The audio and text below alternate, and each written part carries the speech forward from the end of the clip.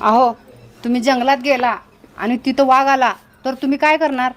झाडावर चढणार, आणि झाडावर आलं तर? पाण्यात उडी मारणार.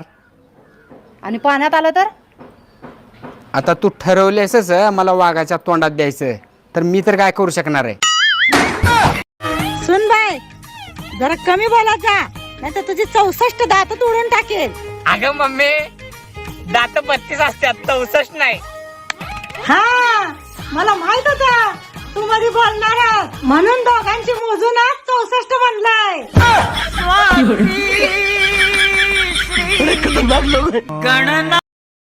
सुनी, तू तोंडाने नीट बोला. काय मला सारखं सारखं शिव्या बिव्या द्यायचं नाही, नीट राहतोडा.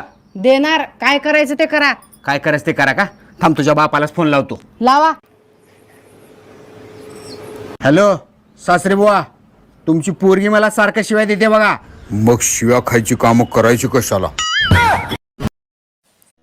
ए बाळा जरा हात लाव की रे जरा. ईडी कुठली, आईनं गॅसला हात लावायला सांगितले, बिनकामाची. झाली का? येड्याचा बाजार आहे काय. तूच म्हणलीस की आता हात लाव म्हणून. तुला दिवसातून 4-4दा खायला आवडते, तुला जेवण बनवायला येते का? मला खायला आवडतंय, बनवायला नाही. भात आणू का? हो आणा की. ओ थांबा, काय मला आत्ताच्या आत्ता हॉरर सिनेमा बघायचा आहे. एवढंच वे? हिदर चावी, जा कपाटातली आपली लग्नाची सीडी काढ. सुनी, आय लव्ह यू ला मराठीत काय म्हणते? एवढं माहित नाही. माझं तुझ्यावर प्रेम आहे. एक प्रश्न काय विचारलं इंग्लिश मध्ये, लगेच प्रेमात पडतीस का माझ्या? बाबा, मला हे पोरगी लय आवडते आहे आणि माझं हिच्यावर प्रेम आहे आणि मी हिच्यासोबतच लग्न करणार आहे. ही पोरगी पण तुला पसंत करते काय? करते की, हिनं पण मला पसंत करते की, करतेच नाही. आणि हिचं सुद्धा माझ्यावर जीवापाड प्रेम आहे. ज्या मुलीची पसंत असली बेकार आहे, त्या मुलीला मी माझ्या घरची सून अजिबात करणार नाही.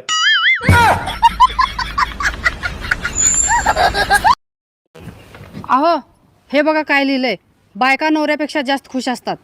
होय की, त्यांना कुठं बायको असते? एक्सक्यूज मी, तुम्हाला गर्लफ्रेंड आहे? नाही, मी पाळण्यात असल्यापासून सिंगल आहे. पण तुम्ही काय विचारायलाय? तुमची बायको आहे ना, ती माझी मैत्रीण आहे आणि तिनेच मला हे विचारायला सांगितलं होतं. थांबा आता, तुमच्या बायकोला कसं सांगतेच बघा. 2015 साली मी कार घेतलं होतं 5 लाखाला. आज ते कार विकलो, त्याची किंमत 1 लाख रुपये झाली. तेच 2015 साली सुनीनं दागिने घेतली होती 5 लाखाचे. आज त्याची किंमत 20 लाख रुपये झाले. म्हणून म्हणतो मित्रांनो, बायकोला खरेदी करण्यापासून बिलकुल थांबू नका.